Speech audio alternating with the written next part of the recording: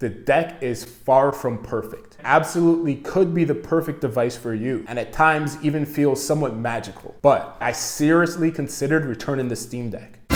Right now, the Steam Deck is available for anyone to buy without pre-ordering. You might be seeing this thing all over YouTube and wondering if it's the perfect device for you. But that question doesn't have a simple answer. Honestly, this device isn't for everyone. It's not gonna replace your full-fledged gaming PC or even your Nintendo Switch. But it just might be the perfect companion device if you love emulation or spend a lot of time in the Steam ecosystem. Let's start with the hardware. The first impression is that this thing is large. The Steam Deck is a large black slate, similar in look to a Wii U tablet, but nicer. It has a big 7-inch LCD touchscreen with 1280 by 800 resolution, and the screen gets pretty bright. The entire chassis is made of a slightly textured hard plastic that doesn't feel like an expensive Apple device, but also doesn't feel as cheap as the aforementioned Wii U tablet. Overall, it feels nice in the hands. And for those who are sensitive to bright displays like me, it can also get pretty dim for indoor and night use. Overall though, it's hard to relate just how big the device really is. But despite the size of the device, it is actually pretty comfortable to use. The controls mimic an Xbox style controller with full-size analog sticks and good feeling A, B, X, Y buttons that are slightly smaller than an Xbox controller but feel very similar. The cross-style D-pad feels good too, tactile but not clicky, though quarter circle inputs feel a bit vague in my opinion, so it's not great for fighting games. The triggers are analog and have a good amount of travel, and above the triggers are some good feeling bumpers. If you're familiar with an Xbox style controller, the Steam Deck's controls will feel very comfortable. But because of the overall size of the device, if you have a medium or smaller size hands, the bumpers, L1 and R1, may be a little awkward to hit. Overall, the controls seem to be designed for medium to large size hands, but will likely be uncomfortable for smaller hands.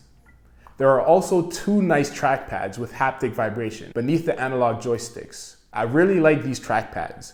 They can be used for navigation like mouse input or can be used in place of joysticks if you want. They do not click, but the haptics can simulate a click feeling similar to a MacBook trackpad.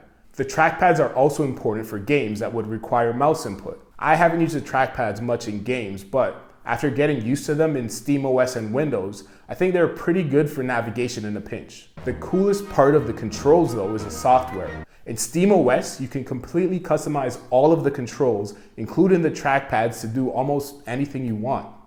You can even download user-made controller configurations, which could be really important, especially with emulation. On that note, there are also 4 extra programmable buttons on the back of the deck, similar to paddles you'd see on the Xbox Elite or SCUF controllers. What makes all of this customization work so well is that it's natively baked into SteamOS. SteamOS is the out-of-the-box software that Steam Deck runs.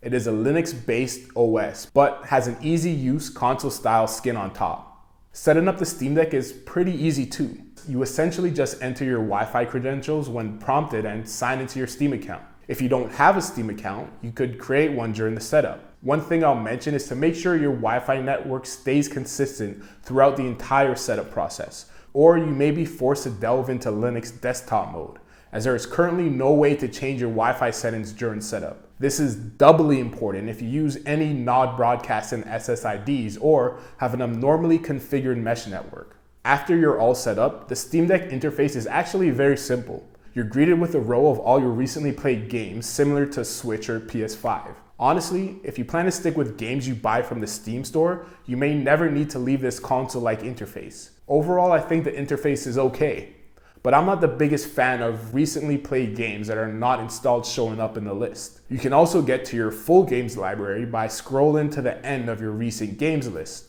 just like the Switch, or by pressing the Steam button in the bottom left-hand corner and selecting the library option. You'll be using the Steam button quite a bit to view your library, exit games, adjust settings, and even access the game store. It can be a bit awkward to constantly have to hit the Steam button for all the most frequently used menus. It's a far stretch to reach, all the way down with your thumb. I'm sure the user experience for the deck will evolve and get better over time, but it works okay for now. So let's move on. The Steam Deck was built for the Steam store, and this is where the device shines. The store will default to show you games that are great on deck, which there are many, including Spider-Man Remastered, Apex Legends, Elden Ring, NBA 2K, and so much more. This is important to note because if you stay within the Steam ecosystem, the deck feels just like any other console.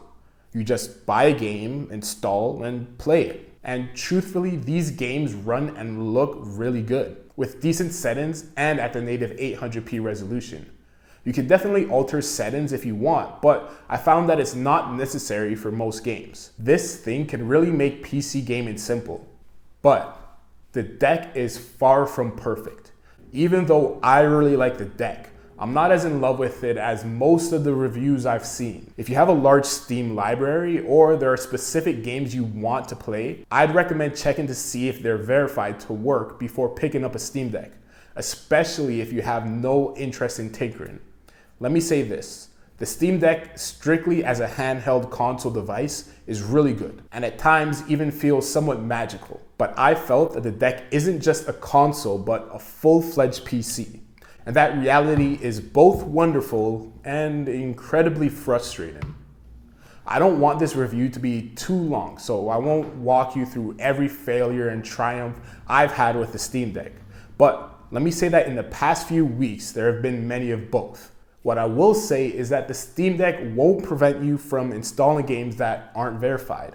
And it won't stop you from entering the Linux desktop environment and installing non-Steam games or emulators. A perfect example of the roulette you can play with Steam Deck is that I installed Resident Evil 3 Remake via Steam, which is labeled as unsupported, but it worked great, even with mods. On the other hand, I installed a non-Steam version of Cyberpunk 2077, which is labeled as playable. Sometimes it worked great, and sometimes not at all. The point is, even outside of the great on the deck section, you have full freedom to do whatever you want. But just know you will need to tinker a lot to get things working properly. This is because the Steam Deck is run in Linux, but most of the games were developed to work on Windows. In order to work, most games need to run through compatibility layers that emulate Windows DirectX. These compatibility layers are Proton and for non-verified games. Finding the right Proton version can just be a matter of trial and error, with absolutely no obvious reason as to why one works and another doesn't.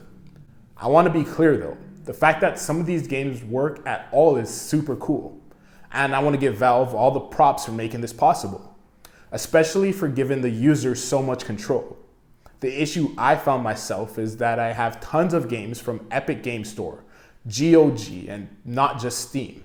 Many of these games will crash or not work at all, unless you get the settings dialed in perfectly, which can be very time consuming and has no guarantees. As a matter of fact, after a few weeks with the device, it seemed that the Steam Deck wasn't for me. I found that the Switch was a better, lighter, and quieter option for smaller indie type games. And for larger experiences like Cyberpunk 2077, it just seems so much easier to get the game up and running on my outdated Windows desktop. And this is why I seriously considered returning the Steam Deck. Not because I didn't like it, but because I thought that I would have an easier time if I just saved the cash and upgraded my PC.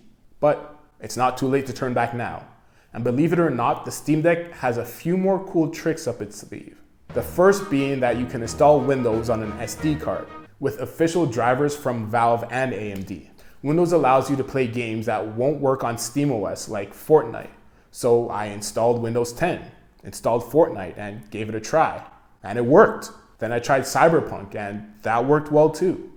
The only issue I noticed is that the controls on the deck don't have official Windows drivers, and I've personally noticed considerable input lag with some of the unofficial drivers floating around out there. So Windows is a pretty cool option, and shout out to Valve for making this even possible. But once again, it has issues. But what about emulation? Well, that's the other awesome trick that the Steam Deck has up its sleeve. The Steam Deck can emulate nearly every past console, and it's really easy to set up. You can install RetroArch from Linux Desktop Store and use the EmuDeck installer to easily set everything up. Just make sure you have your own ROMs and BIOS files. I've personally tested emulation with the GameCube and Wii, and without any tinkering, the games ran nearly perfectly. There were some stutters here and there that I'm sure could be ironed out by playing with the settings, but the deck is clearly very capable, And obviously, older consoles like GBA, DS, PlayStation, and older will work great too. The best part is that all your emulated games can be ported into the SteamOS console interface and look and feel just like any other game you would buy from the Steam store. The Steam Deck isn't perfect. It has tons of pros and cons.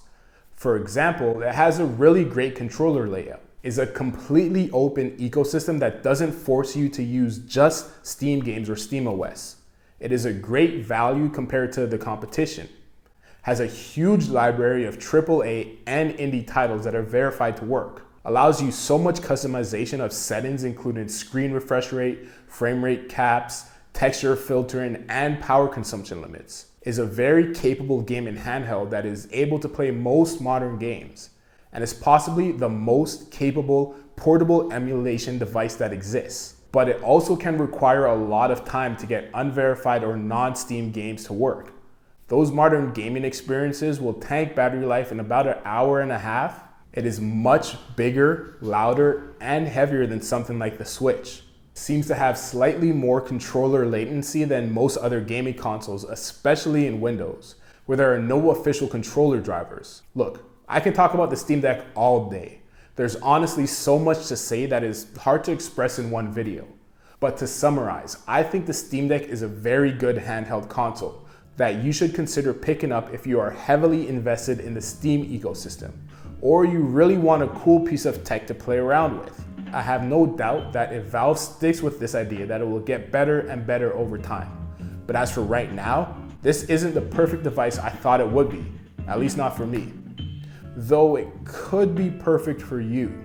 If your favorite games on Steam are compatible, and you have good sized hands, and you aren't bothered by fan noise, and you're fine with tinkering, and you understand that AAA games will drain your battery pretty quick, the Steam Deck absolutely could be the perfect device for you.